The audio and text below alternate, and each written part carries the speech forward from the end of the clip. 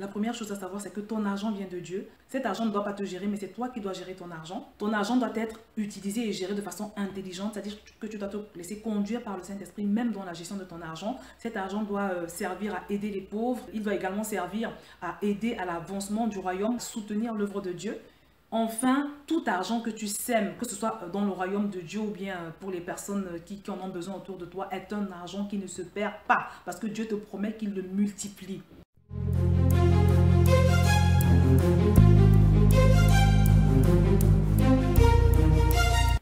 Bonjour à tous, bien-aimés, bienvenue sur Vie TV. Aujourd'hui, on va répondre à la question d'un abonné qui veut savoir quel est le rapport qu'un chrétien doit entretenir avec l'argent.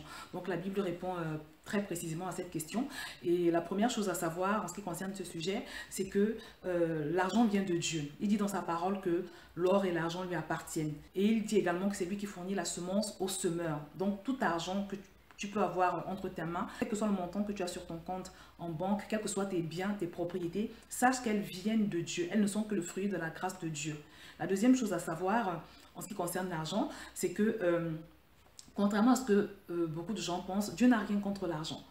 Mais tout ce qu'il te demande, c'est de ne pas te laisser envahir par l'amour de l'argent. Tout ce que Dieu te demande, c'est de ne pas donner à l'argent plus de valeur qu'il n'en a en réalité. En d'autres termes, ce n'est pas ton argent qui doit te gérer, mais c'est toi qui dois gérer ton argent. Et on va le lire d'ailleurs.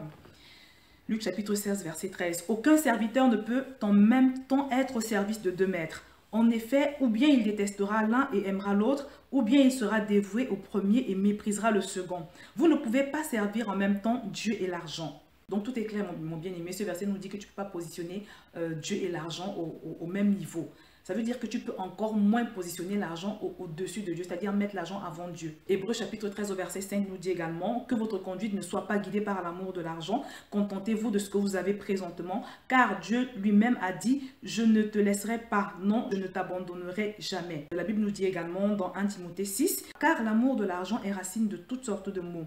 Pour s'y être abandonnés, certains se sont égarés très loin de la foi et se sont infligés beaucoup de tourments. » Donc, bien aimé, c'est clair, l'argent ne doit en aucun cas devenir une idole. Et je voudrais également ajouter que de la même manière que l'argent ne doit pas être considéré comme une chose mauvaise, mais plutôt comme une chose que nous ne devons absolument pas mettre avant Dieu. De cette même façon, la pauvreté ne doit pas être considérée comme un privilège, parce qu'il y a des personnes qui pensent que plus elles sont pauvres, par exemple, plus elles sont agréables à Dieu. Mais je voudrais te dire que ce n'est pas ta pauvreté qui te rend agréable à Dieu, mais c'est ton obéissance à sa parole qui va te rendre agréable à Dieu. Ce n'est pas non plus la pauvreté qui va te sanctifier, mais ce qui sanctifie, c'est le sang de Jésus. La pauvreté ne rapproche pas non plus de Dieu, mais c'est ta communion avec Dieu, ton intimité avec Dieu qui te rapproche de Dieu, qui te rend proche de Dieu. Je le précise parce qu'il y a de plus en plus de courants de pensée qui font croire que quand on est pauvre, on est agréable à Dieu. Bon, ça également, c'est une erreur. La troisième chose, c'est que ton argent doit être utilisé intelligemment. Dieu il s'attend à ce que ton argent soit géré avec sagesse, avec l'aide du Saint-Esprit. Et c'est ce que nous dit Proverbe chapitre 17, verset 16. « À quoi sert l'argent dans les mains d'un sot ? Peut-il acheter la sagesse quand il n'a pas de bon sens ?» Ton argent doit également servir à aider et à soulager les personnes démunies. On peut le voir dans Exode au chapitre 22. « Si tu prêtes de l'argent à un membre de mon peuple, à un pauvre qui est avec toi, tu n'agiras pas envers lui comme un usurier, tu n'en exigeras pas d'intérêt. » Ton argent doit servir également à aider les personnes nécessiteuses. 1 Jean 3 au verset 17 nous le recommande bien.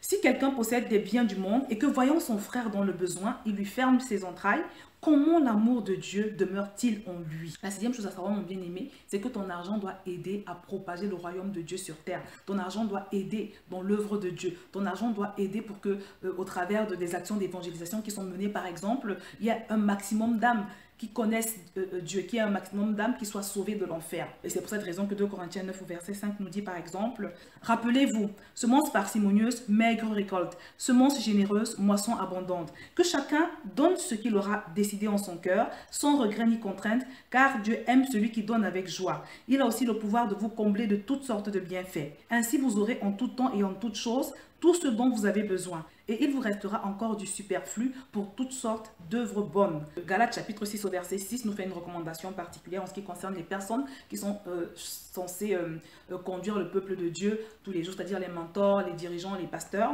« Que celui à qui l'on enseigne la parole fasse part de tous ses biens à celui qui l'enseigne.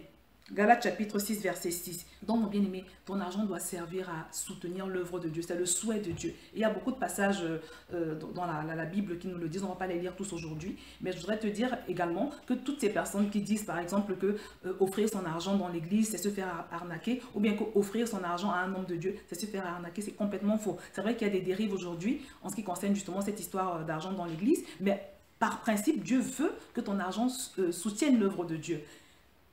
Soutienne l'œuvre de Dieu et les personnes qu'il a choisies pour diriger cette œuvre.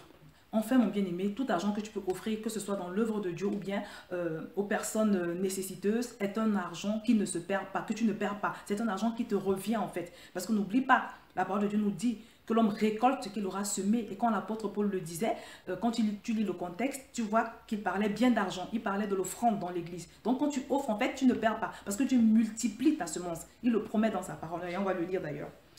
Celui qui fournit la semence au semeur et lui donne le pain dont il se nourrit, vous donnera aussi avec largesse toute la semence nécessaire et fera croître les fruits de votre générosité. Ainsi, vous deviendrez riches de tous les biens et vous pourrez donner largement, ce qui suscitera chez ceux auxquels nous distribuerons vos dons de nombreuses prières de reconnaissance envers Dieu.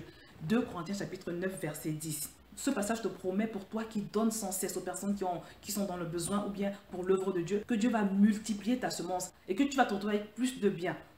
Dieu va récompenser ta générosité. Donc pour tout récapituler, mon bien-aimé, la première chose à savoir, c'est que ton argent vient de Dieu. Cet argent ne doit pas te gérer, mais c'est toi qui dois gérer ton argent. Ton argent doit être utilisé et géré de façon intelligente, c'est-à-dire que tu dois te laisser conduire par le Saint-Esprit, même dans la gestion de ton argent. Cet argent doit servir à aider les pauvres. Il doit également servir à aider à l'avancement du royaume de Dieu, à l'avancement de l'œuvre de Dieu, à soutenir l'œuvre de Dieu. Enfin, tout argent que tu sèmes, que ce soit dans le royaume de Dieu ou bien pour les personnes qui en ont besoin autour de toi, est un argent qui ne se perd pas parce que Dieu te promet qu'il le multiplie. Voilà donc pour ce que je pouvais dire en ce qui concerne l'argent aujourd'hui. J'espère que pour toi qui as posé la question, tu as été satisfait. Je vais donc m'arrêter là pour aujourd'hui et je te dis à très bientôt sur le